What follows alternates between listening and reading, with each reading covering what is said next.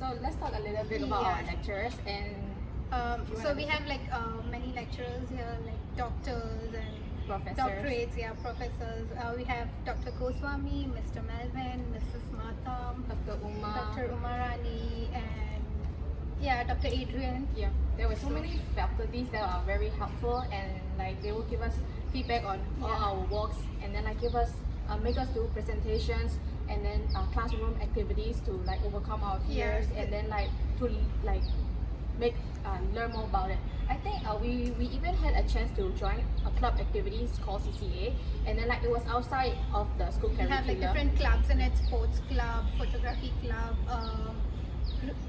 Different groups. What is the other club? Recreational wellness club, like So yoga and. she was things. sports and I'm You the were in photography, right? club. So it was very it was great fun. Yeah. We used to go to different courts. We used to play badminton, football, and like different. even us, we would go around like Merlion area and then like shoot around there, and like many other Singapore like landscape locations.